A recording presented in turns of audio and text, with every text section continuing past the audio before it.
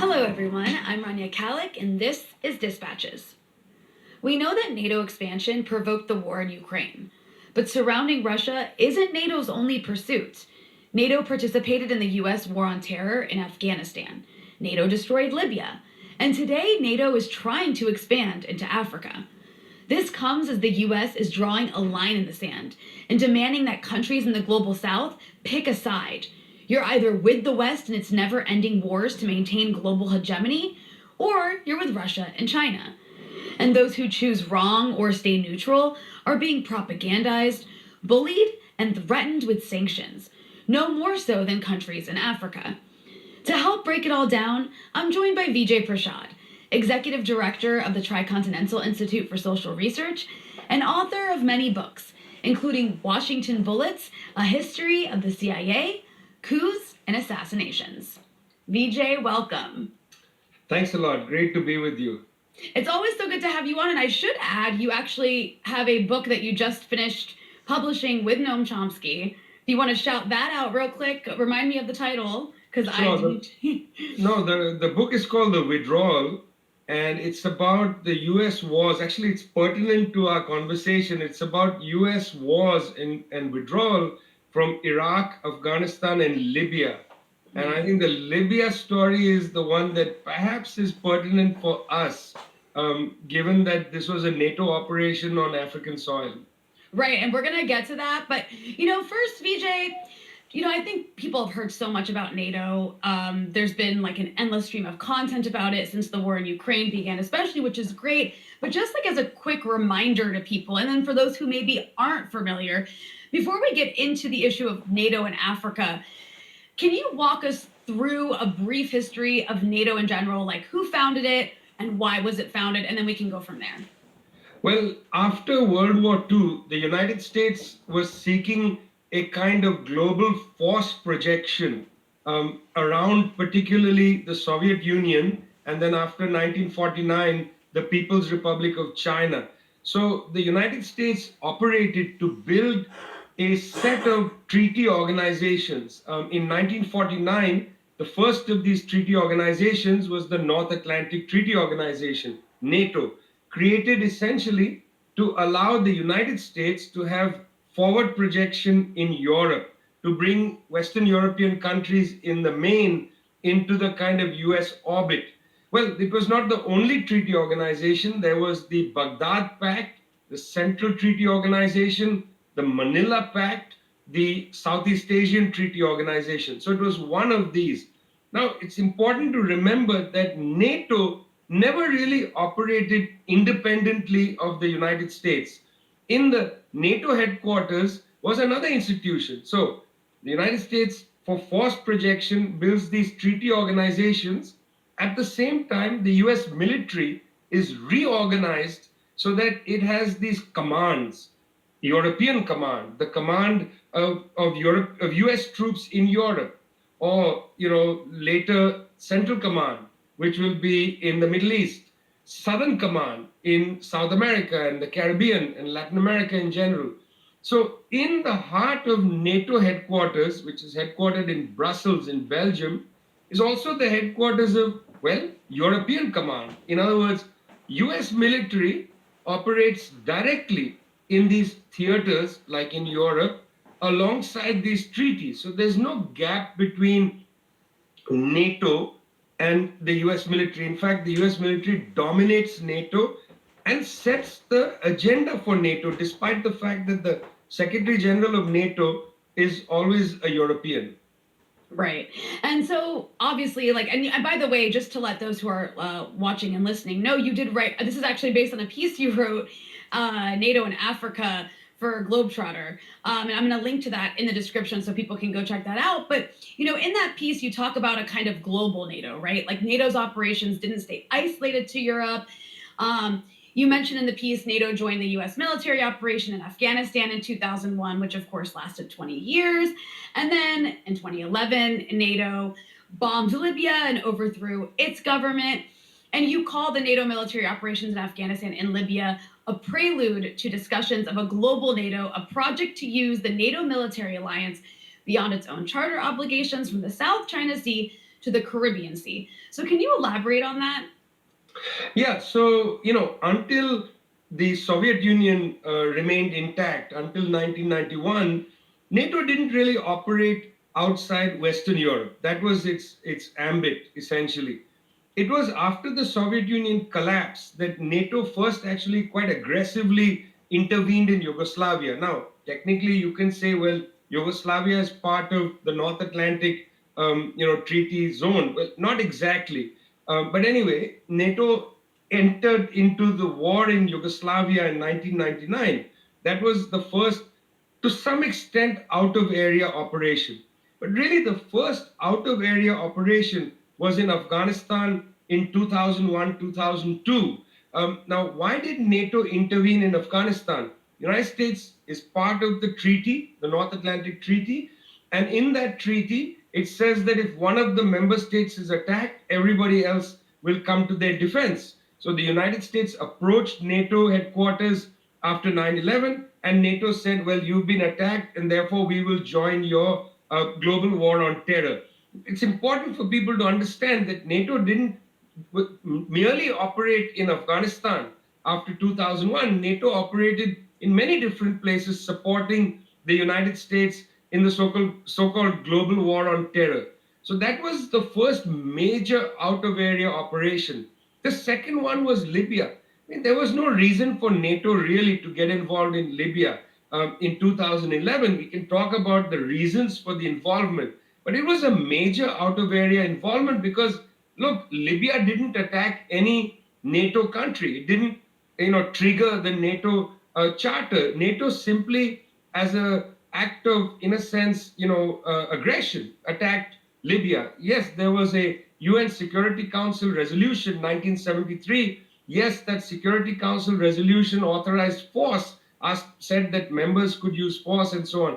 But they were allowed to use force to maintain a no-fly zone, not to attack the Libyan state and to attack the Libyan military and so on. So NATO actually conducted a war of aggression, an illegal war of aggression against Libya in 2011. Actually, that, Rania, that war of aggression in 2011 sets in motion a discussion inside NATO headquarters to basically become the global policeman. If you can do it in Libya, why not do it anywhere else in the world? And that is actually quite chilling. Discussions about global NATO accelerate after 2011. And then I want to get back to NATO, but just to step away from it for a moment. Can you maybe discuss the European military footprint in Africa in sort of parallel to the last 20 years that is unrelated to NATO?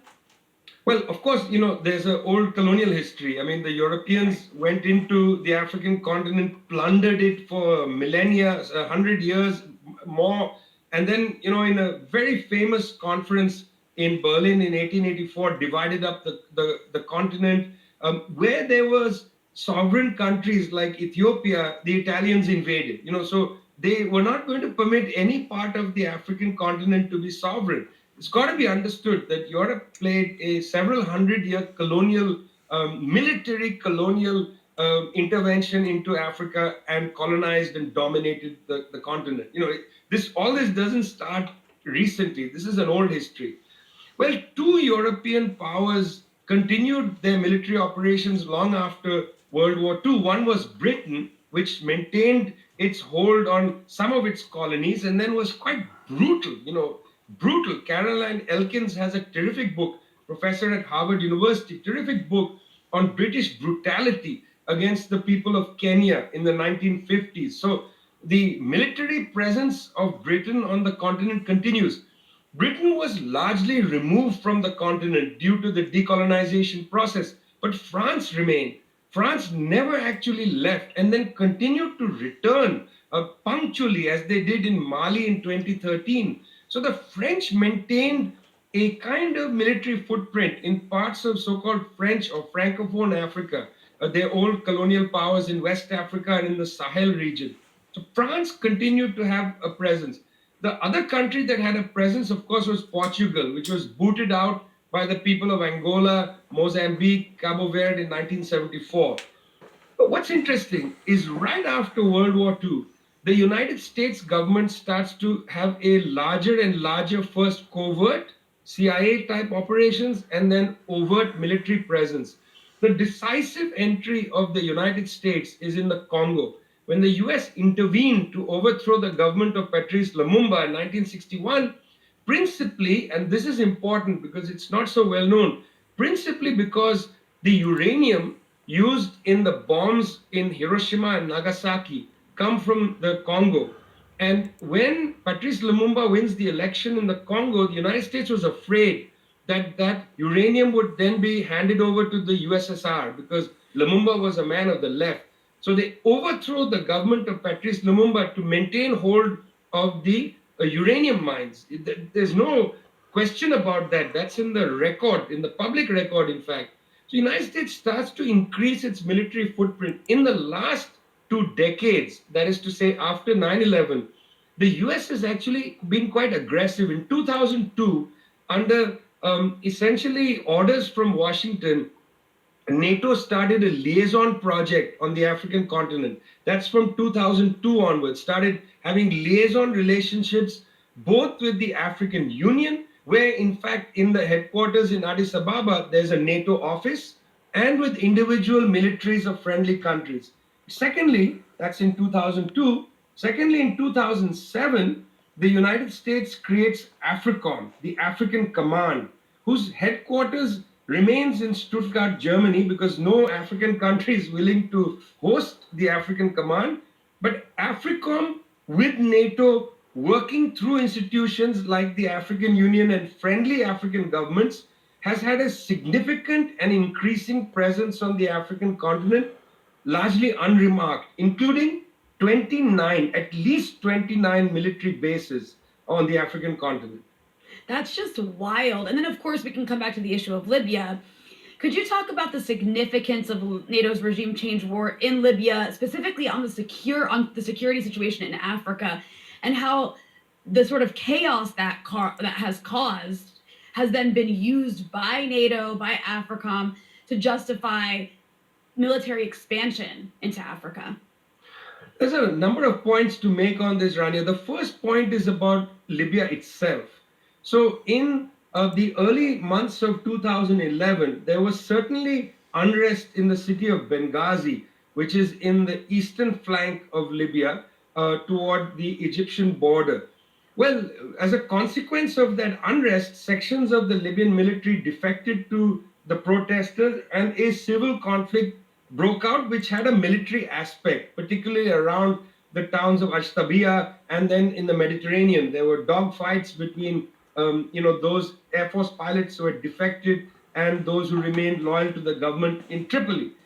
In the middle of all this, there was a discussion at the United Nations whether there should be an intervention. The UN passed a resolution 1970 which said that no arms shipment should happen to any side of this conflict. In other words, let's dial the conflict down. At that point, the African Union empaneled a peace mission which was prepared to go to Tripoli, go to Benghazi, talk to all sides of the conflict, and create some sort of peace agreement. Well, the French in particular, but also the government, US government of Barack Obama, not interested really in this peace mission. In fact, they prevented the peace mission from flying into Libya, grounded the plane, and began bombing Libya after UN Resolution 1973. So the first outcome of this NATO war of aggression was it undermined the African Union as an institution of peacemaking on the continent. The second decisive outcome, and I think this one is important, is it of course destroyed Libya, because the French and the United States, under the cover of NATO, bombed Libyan state institutions into smithereens and therefore endowed whatever government was going to come with destroyed infrastructure.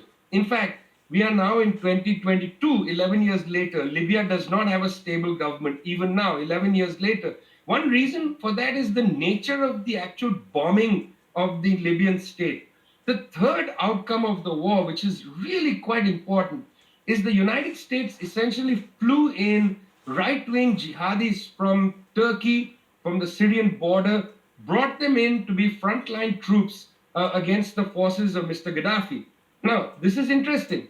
Some of these people were members of the Libyan Islamic Fighting Group, a much earlier manifestation or kind of pro Al Qaeda group inside Libya. But they brought other people, quite hardcore fighters, by aircraft. They shipped them into Benghazi, sent them to Ashtabia, sent them to go and fight in the front line. Now, these people, once the so called NATO part of the war ended, when Libya was in chaos, several of these people came from places like Algeria and so on. Well, they started going home. Now they were well armed. They were back on the North Africa, in the Maghreb region.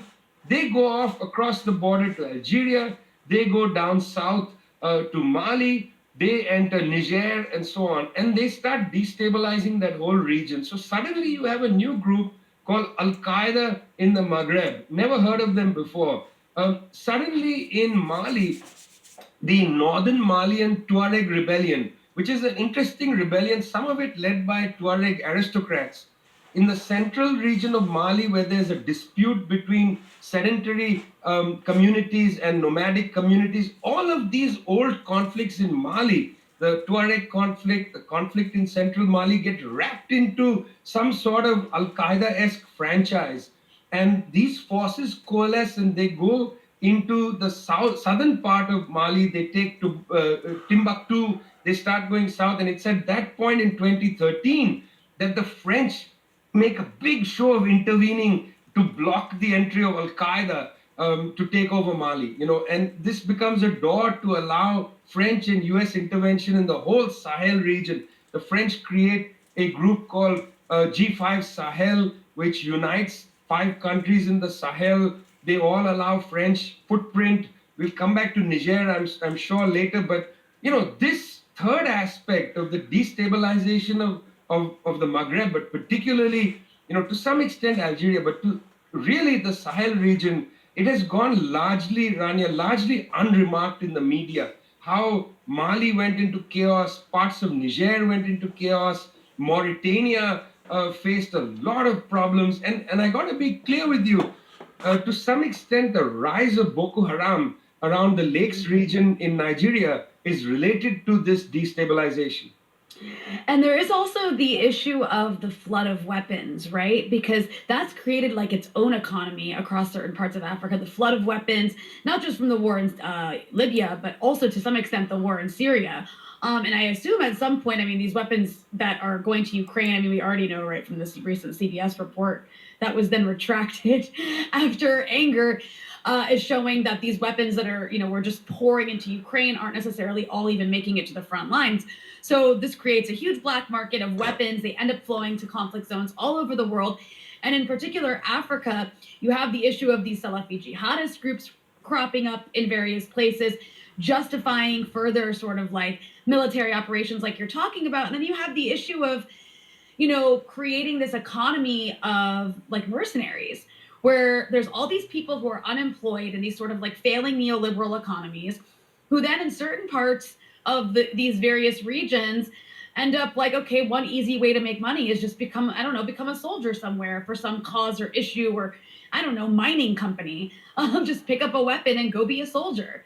I don't know if you have anything to add about that, but I just think that's an interesting aspect that hasn't really been thoroughly investigated like it should be as sort of a consequence of all of our wars.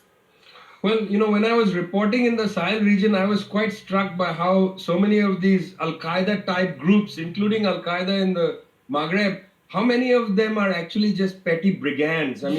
These are people who are involved in the cigarette trade across the Sahara. People might be surprised to learn that one of the big new conduits for cocaine to enter the United States is it comes from South America to West Africa, through the Sahara, goes up across the Mediterranean, and from Rotterdam comes to New Bedford in Massachusetts. This trajectory is remarkable. There are towns in the Sahel with names like Cocaineville and so on, where these kind of cocaine dons have big houses. They are all related in some ways to the mafia of Al Qaeda in that region. Then there's, of course, weapon smuggling. The way I understand it is weapons come south of the Sahara and human beings go north. And it's the same people that conduct this traffic. They drive those same ISIS-type white Toyota trucks across the Sahara, going from, say, Agadez in Niger out to Sabra in Libya and then north to the Libyan coastline. They bring weapons down and carry humans up. It's the grotesqueness of that trade. That's something people should face. Like, look, I know that these groups call themselves Al Qaeda, and then you get now Islamic Jihad and so on. But most of the people who seem to sign up for these groups are petty thugs, and they're involved in all kinds of illegal trades, especially in this region where borders are pretty porous. And you can actually make money smuggling cigarettes to get out of excise taxes and so on. A lot of money is made in the cigarette trade.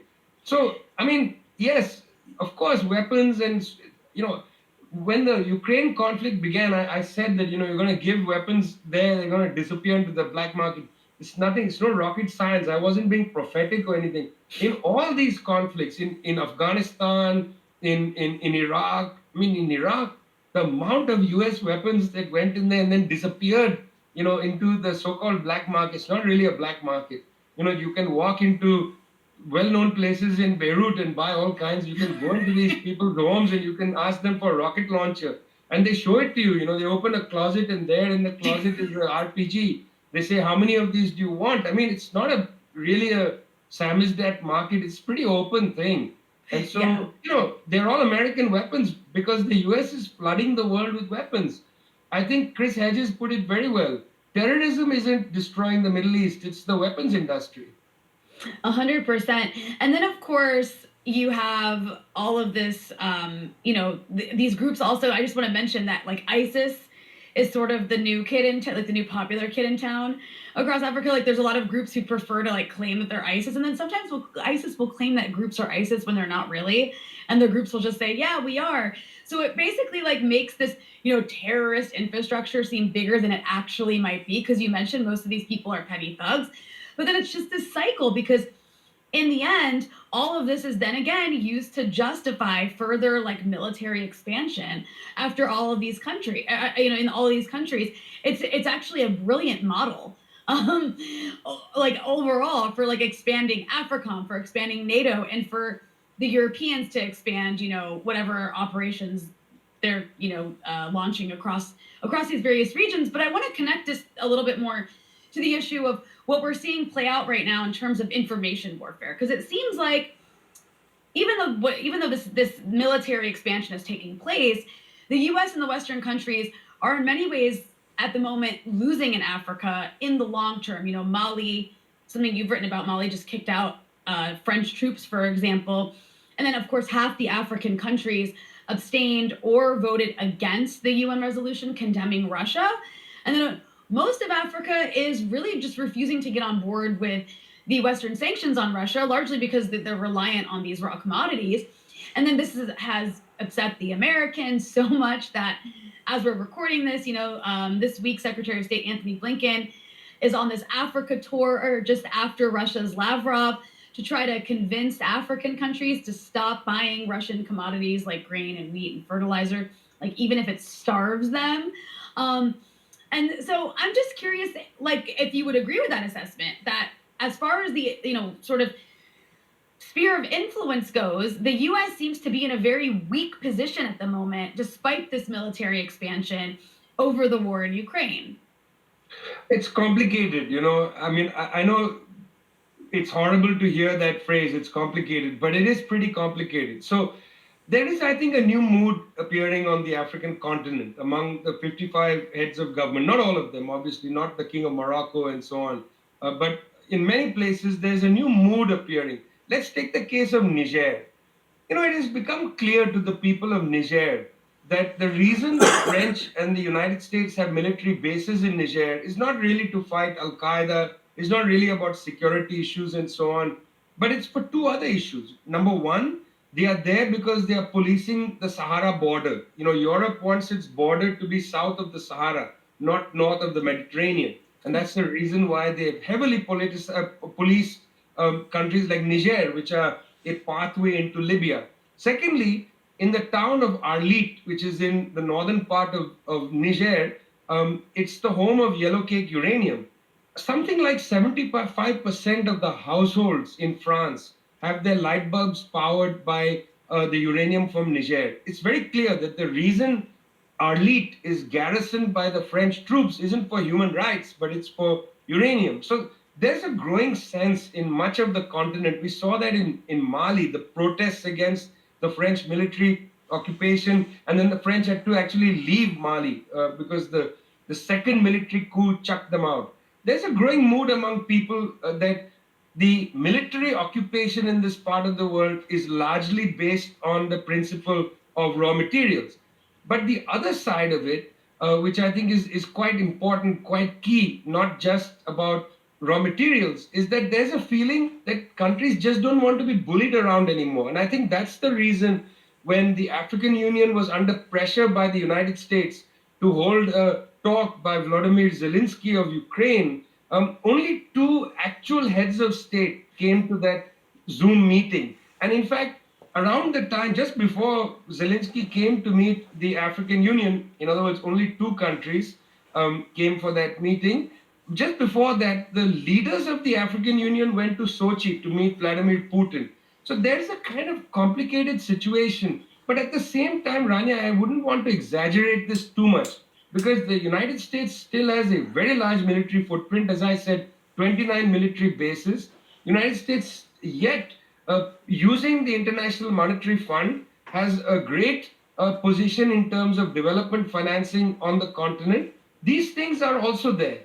So countries are trying to navigate the situation, but there is definitely a new mood growing on the continent.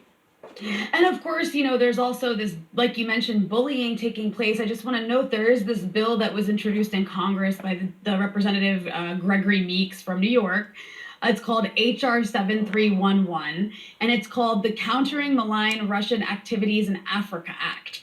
And this bill calls for the State Department to monitor the relationships between Russia and African countries and officials, and to punish those African countries and African officials who are supposedly aiding Russia's malign influence and activities, whatever that means. And it's actually not only limited to African countries. The bill also demands that the State Department also report on how Russia is, and I quote, manipulating African governments and their policies, as well as the public opinions and voting preferences of African populations and diaspora groups, including those in the US. So I think that's pretty astounding, that language. But, most importantly, this bill calls for punishing African governments and officials for violating any unilateral US sanctions on Russia and Russian companies and individuals. So there's that's sort of like in the works in Congress. And then, of course, US Ambassador to the UN, Linda Thomas Greenfield, has also told African countries what they can and cannot buy for their livelihoods. On her visits to Uganda, Ghana, and Cape Verde, she said that Russia has been peddling a false narrative, that Western sanctions are to blame for keeping much needed grain from international markets. And then she actually warned these countries that there would be consequences for buying Russian oil. So on the one hand, you have the Americans warning about Russian and Chinese malign influence. On the other hand, you have this kind of US malign influence that's just making these threats. So I'm curious what you think about this dynamic.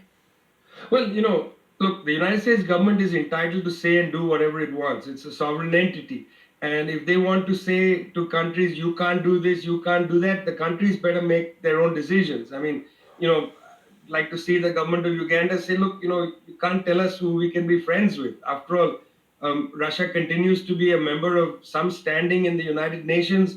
It has, a foreign minister and ambassadors, and these countries have to deal with Russia. Russia is a major power in the world.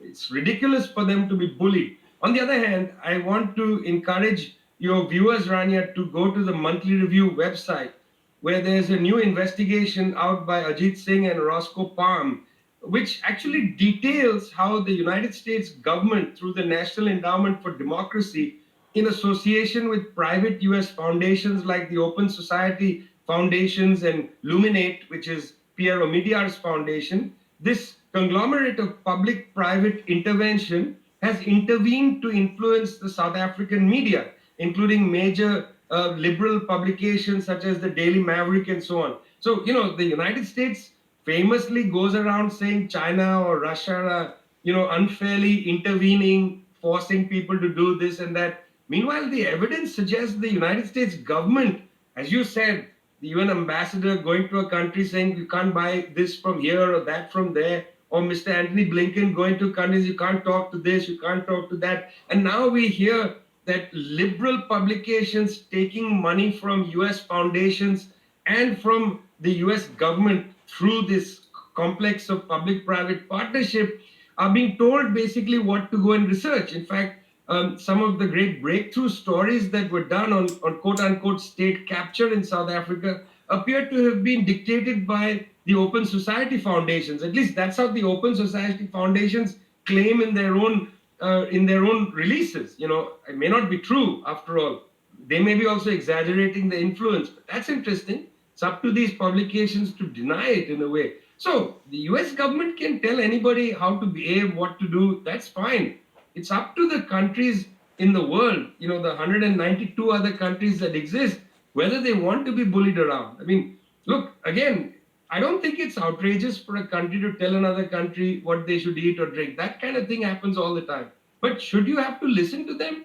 Not so. For the dignity of countries, people should just say, listen, we can trade with whomever we want. Sorry, you can't make that if you make that, if the United States says, if you trade with Russia, we won't trade with you, that is going to end up hurting the United States, I'm afraid. So people in the United States need to think about that, whether this kind of scorched earth foreign policy going around the world telling countries, if you trade with China, if you trade with the Russians, then you won't trade with us. People might turn around and say, okay, we won't trade with you. That's going to really hurt the United States. And so people in the United States need to think about these issues, not be arrogant enough to believe that countries in Africa, because of a colonial hangover, will say, well, obviously we'll go with the US over the Chinese. That may not be the answer you receive. Yeah, it's also funny because, you know, today there was this article out in the New York Times, and it was actually complaining that Facebook and Twitter and all these social media companies, they're like censorship mechanisms, don't extend into non-English outlets. So that, oh, you know, Russia, like basically Russia has all these outlets in Spanish and Arabic that aren't being censored like the English speaking ones. And that's actually bigotry on the part of these, you know, of Facebook and Twitter to not be also censoring in Arabic and English. I mean, there really is this obsession with controlling the narrative in these countries. Like, I think that these sort of like American exceptionalists are having a very difficult time understanding, like, why don't Africans and people in Latin America and people across the Middle East, like, why don't they care about Ukraine the way we do? They just can't understand that, you know, maybe people in these global South countries like don't have the bandwidth to care about a war in Europe, given what's taking place in their own countries, or maybe their own experiences with the West make them more, you know, make them more skeptical of Western narratives when it comes to wars. I mean, there's so many reasons other than maybe they're watching Russian media, and maybe it is because they're watching Russian media and getting a different side. But at least in my experience in like Lebanon and Iraq, I feel it's more like a result of it's a European problem, it's not our problem. And also like the West lies. That's just, I don't know. That's how I see it, at least. It's just stunning to me, the level of like the lack of understanding, the lack of awareness. But anyways, I wanted to ask you about a somewhat related issue, and that's the issue of Germany. You know, Germany is gearing up to become the world's third largest military spender, which is a pretty big deal. And all of this is under the guise of Russia's war on Ukraine. However, you know, it seems very unlikely that Germany would ever actually fight Russia. Like, I don't think they have that capability. I don't think they're going to have that capability. I don't think they actually have that intention. So I'm wondering, do you think that this could lead to Germany getting more involved in places like countries across Africa, rather, you know, just using the sort of Russia issue as a pretext in terms of the military spending? Because we already do see the Germans playing a role in Mali. I mean, I know it's not a combat operation, but they are there. And Germany does have a little known nasty history across Africa that, of course, we don't really grow up learning about in the US or probably anywhere in the global north. But, you know, what do you think about the prospects of the sort of militarization of Europe that this is provoking, and what that might mean in countries across Africa? Well, I think it's important to actually just name what you were saying, which is that before the Holocaust in Europe, German colonialism in places like Southwest Africa uh, was responsible for documented genocides against the indigenous people of these areas, the Herero people and others. I mean, these are documented on the record genocides conducted by the German military forces on the African continent prior to the Holocaust. M.S. Cesar's great discourse on colonialism sets the record straight. He says, look, what happened in Germany was terrible, and in Poland and so on was terrible, the Holocaust. But the people of Africa, of Asia, Latin America, we have experienced this kind of genocidal, policy for maybe 100 years during the colonial period. So this is not a surprise to us. We are not surprised that this has happened in the world. The Europeans are surprised that it's happened to Europeans, but they're not surprised when it happens to non-Europeans. I mean, that was M.A. Cesar's astoundingly powerful text, Discourse on Colonialism. Okay, there it is. So my feeling is that Germany right now is in a really tough position because, if you look at it, look at the German economy. Over the last several, maybe the last decade at least, under the last period of Angela Merkel's chancellorship, Germany became more and more dependent on Russian energy exports, more and more dependent. So that the day that the conflict began in Ukraine, about little more than 30% of Germany's energy needs were supplied by Russia. In fact, recently, in the middle of this conflict, German Chancellor Olaf Scholz has repeatedly said that Germany can't stop buying energy from Russia, and he went back and inspected one of the Nord Stream 1 turbines. That was an interesting moment when he went and inspected those turbines. It's very unlikely that Germany is going to be able to go to zero from buying 30% of its energy from Russia. Now, how will they, essentially substitute for Russian energy? What's the options? Look at the options. Number one is buying liquefied natural gas from the United States and the Gulf Arab states, way more expensive than piped natural gas through Nord Stream 1 and 2. Can the German economy bear the increased cost? No. Number two option, maintaining nuclear. Germany has pledged to sunset its nuclear power plant. Well, they're going to have to maintain nuclear. Number three, even more dramatic, Germany has said they're going to go to zero coal. Now there's talk of restarting coal, generation. Well, you will have no leg to stand on now when you criticize India, when you criticize other countries in the south that rely on coal. Suddenly, in the middle of Europe, you're going to have coal-fired energy plants again. Well, if you're going to take seriously the break with Russia, you're going to have to go to coal. Well, and then next, are you really going to contemplate a war with Russia, an all-out war?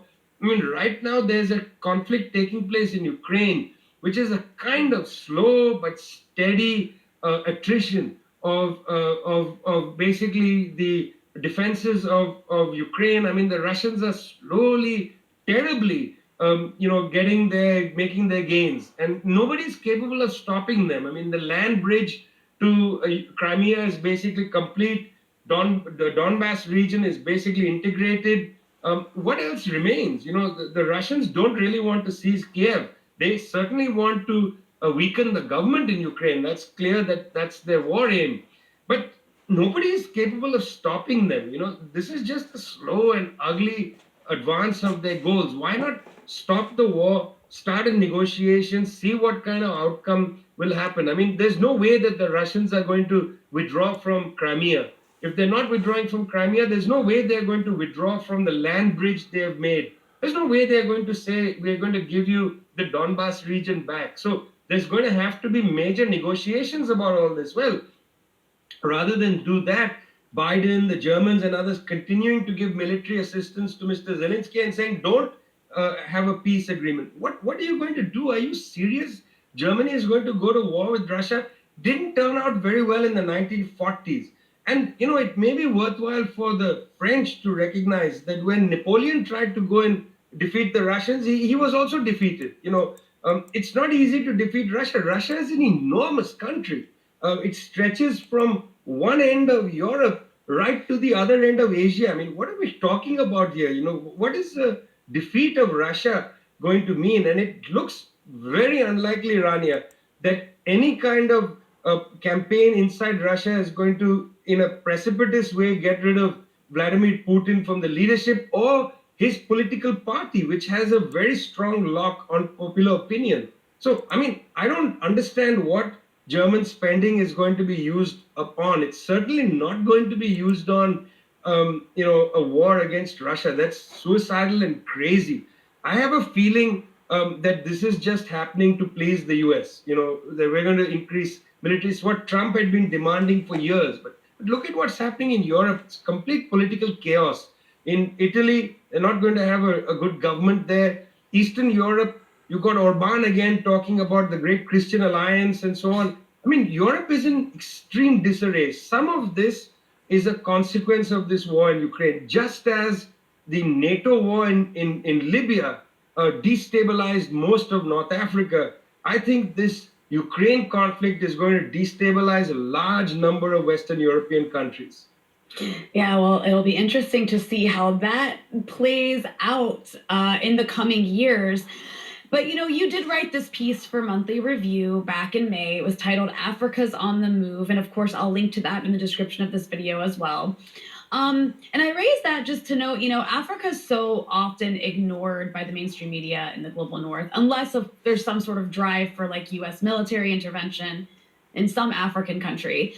And then I think because the left in the US is so often reacting to the mainstream media, they also end up ignoring Africa.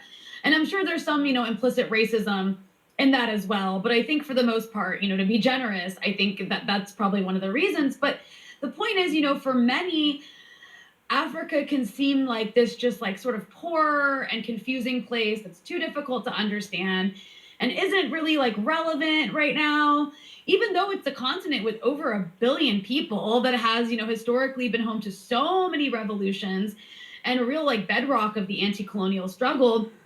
And of course, it's also the most exploited continent in the world. It's been subjected to hundreds of years of like resource theft and human theft and interference and assassinations and coups. And so that revolutionary potential is still absolutely there, perhaps like at its highest today, even though the continent remains captured by imperialism. So, and of course, there are a couple at least independent governments in Africa that can act sort of as like alternative models, though they're totally maligned. Like Eritrea comes to mind, a country that, we at Breakthrough got to visit late last year. But I'm curious, can you maybe, given all that I just said, can you explain to our mostly, leftist listeners in the US, perhaps in Europe as well, why Africa is so important in the struggle against imperialism, and how does it relate to that title of your piece, Africa is on the Move? Well, the first thing to pay attention to is Africa is an extraordinarily rich continent. It is rich in resources, both human and in terms of natural resources. There are large number of universities, a high level of educated public, and so on.